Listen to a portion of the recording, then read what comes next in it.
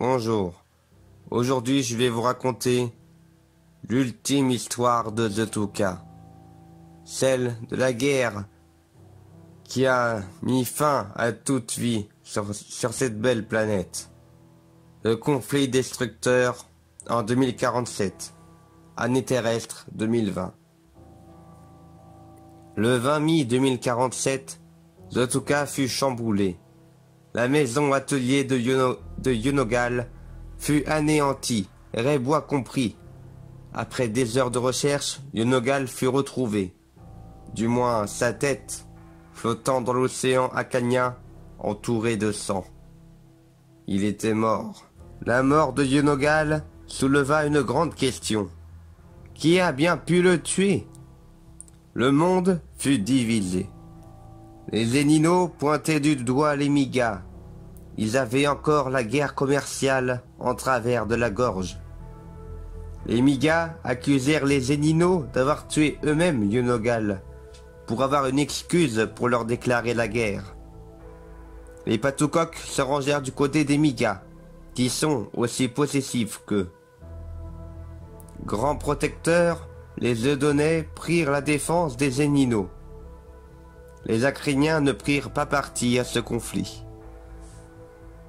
La première action des Eudonais, dirigée par Yeucron, fut de faire sombrer Naruto, la plus imposante cité volante des Migas. Cette action divisa Spida en 2 continents et fit des millions de victimes via les ondes de choc.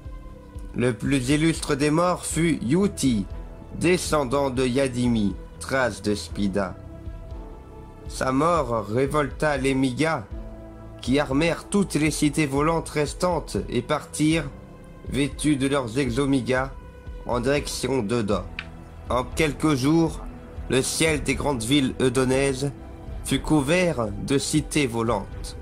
Les exomigas tuèrent des citoyens au sol, tandis que les cités armées mitraillaient les bâtiments. Les Patoukoks ajoutèrent leur grain de sel en nous bombardant via Wabush de déjection. Déjection de yeux. Outrés de cet affront, les Eudonais envoyèrent des dizaines de bombes sur Patouk, du nord et du sud, anéantissant la plupart des villes Patoukoks et 80% de la forêt naturelle. Ce cataclysme engendra l'extinction de nombreuses espèces vivant à Patouk du Sud.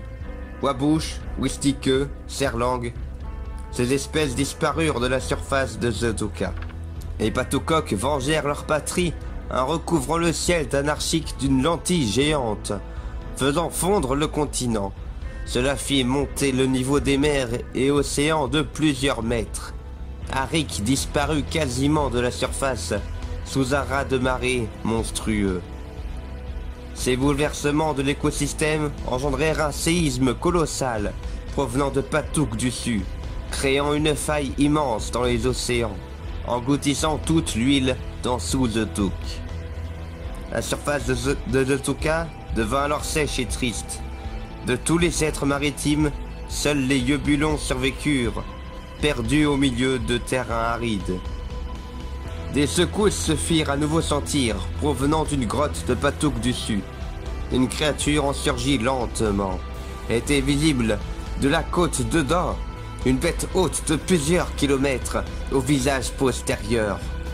Vous l'auriez deviné, le roi des Pifions fut réveillé de son sommeil profond. Le roi des Pifions fut si imposant que le moindre de ses mouvements provoquait séisme et rafales de vent. Lorsqu'il cessa de se déplacer, les nombres de bâtiments et de lieux survivants se comptaient sur les doigts de la main. Avant d'aborder la suite de cette tragique histoire, je souhaite vous informer que le roi des Pifions est le nom donné au plus ancien des Pifions, dont l'espèce semblait éteinte depuis 50 millions d'années.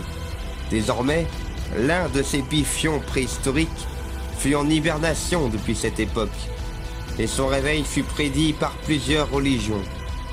Le livre de Yosu annonçait que, au retour de Yolifet sous l'apparence d'un oiseau géant, la fin du monde sonnerait. Des dessins sur des écorces de méobab, faits par les précurseurs du Mayoya, qui est la religion des Yayins, un volatile surplombant les arbres étoufferait la planète. Selon Konishiwa, la religion des Miga, un gaz vert empoisonnerait le monde entier. Les religions nous avaient prévenus, mais nous préférions les ignorer et maltraiter notre planète. Désormais, il était bien trop tard. Ce jour-là, je prenais un goûter avec Yotux, mon voisin. Conçu par moi-même, ma maison resta debout face aux secousses. Mais lorsque nous apprîmes le retour du roi d'Épiphion, j'offris à Yotux un téléporteur portatif. Avec celui-ci, il partit à la recherche de l'amour, avec un grand A comme Odette. Il arriva donc sur Terre. Quant à moi, je partis dans mon laboratoire souterrain et indestructible, dont l'entrée est dans ma cuisine. Une fois arrivé à mon laboratoire, je pris une combinaison spatiale et pilotai mon vaisseau spatial pour quitter l'atmosphère Zotokien. Je décidai alors d'atterrir sur la Cune pour observer le déclin de la planète. Une fois atterri sur la Cune, je sortis observer le chaos. Le roi d'Épiphion prit une grande inspiration et lâcha ce que nous avons appelé la caisse ultime.